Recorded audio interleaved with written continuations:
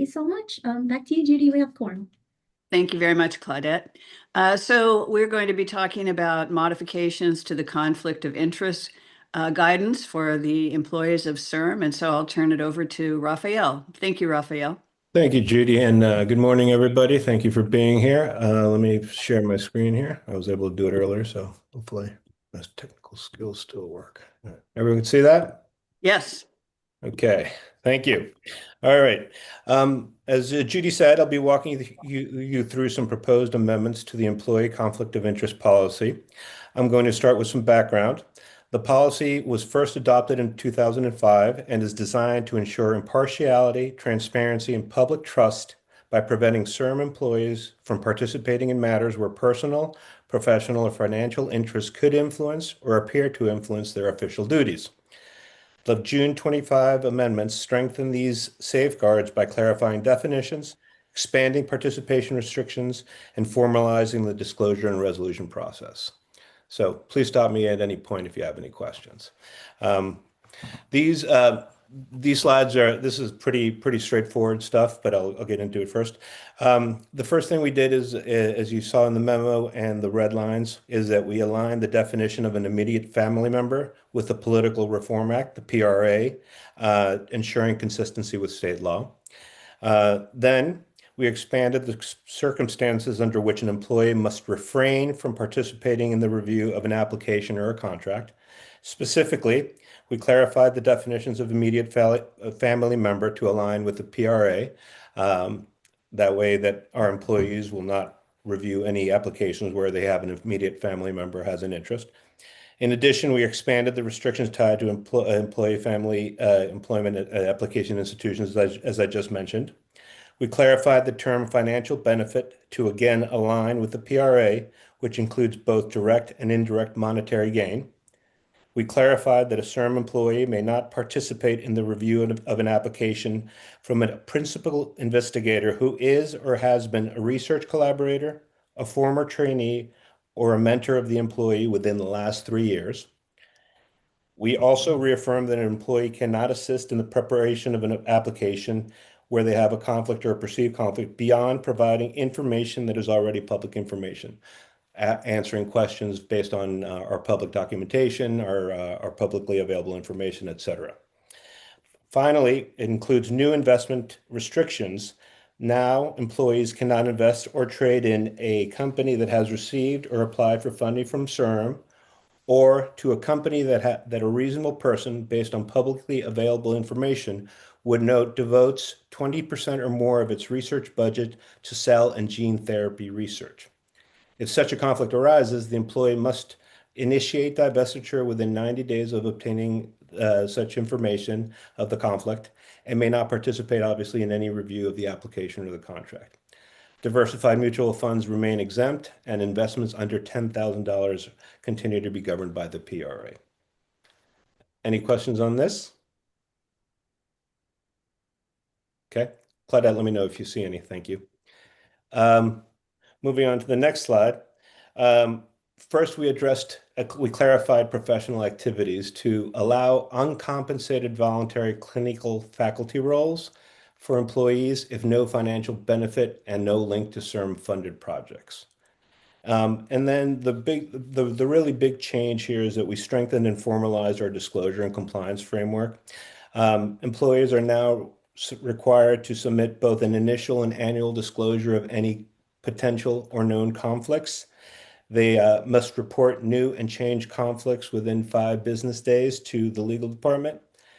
Any employee who identified a conflict or a potential conflict must immediately recuse themselves from all applicant-related activities until resolution. The legal department would then conduct a formal review, issue a written determination of the findings, and document the outcomes. And then finally, we incorporated disciplinary consequences for failure to disclose or comply with these requirements. We feel that these enhancements create a clear, more consistent process for identifying and resolving employee conflicts. And with these amendments fully implemented and reviewed by staff employees, we request that the Governance Subcommittee recommend ICOC approval of the amended employee conflict of interest policy. Thank you. Any questions for Raphael at this point? I don't see any hands raised. Do you, Claudette? No, we don't see any hands on our side either.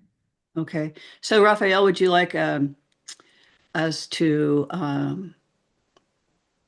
pass a motion to approve, to I would. recommend, I'm sorry, to recommend to the full board that they approve? I would, Judy. Okay, I'll entertain a motion to recommend to the full board that is, Vito, are you? I'm going to make a movement that we accept the recommendation. Thank you. Thank you, Vito. Do we have a second, please? Second. Thank you very much, George.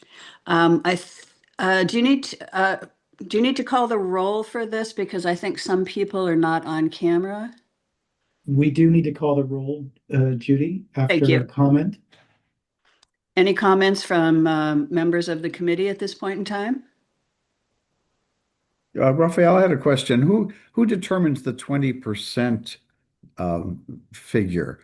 Does that assume that CIRM has access to these companies' business reports? Well, again, it's public. It's based on publicly available information. The initial threshold review would be done by the employee. Obviously, they can consult with the legal department at any time, but we would make the final determination if they disclose it, Vito. Thank you. Yeah, and we're tracking all the disclosures in a database. Sorry, I should have said that. So we keep we'll keep monitoring this on a regular basis, obviously. Okay, thank you very much. Any other questions or comments? Oh, yes, please go ahead, Joyce. Thank you, Judy. Raphael, you alluded to disciplinary actions in case there's failure to disclose, comply. Can you speak a little bit more to the nature of this disciplinary action? Sure. I mean, honestly, Joyce, it would depend on the facts and circumstances of each case. But let's be clear, it would include up to including termination. So if the violation is perceived as willful or there's misrepresentation, there would be recommendations for termination of the employee. Thank you, Raphael. Claudette, do you see any hands raised from either this committee or from the public at this point in time? There are no other hands raised, Judy. Okay, then I think we can call the roll. Scott, would you like to call the roll? Sure. George Blumenthal, Yes. Maria Bonneville, Yes. Anne-Marie Deliege. Anne-Marie, I think you're muted. I'll come back. Elena Flowers. Yes. This is Anne-Marie. I approve. Sorry about that. Thank you very much. And I heard aye from Elena. Judy Gasson, Yes. Vito Vassiani, Yes. Pat Levitt, Yes. Linda Malkus, Yes. Adriana Padilla, Yes. and Joyce Saki. Yes. Thank you very much. Motion carries, Judy. Thank you very much, Scott. I don't think we have any other formal matters on the agenda at this point in time.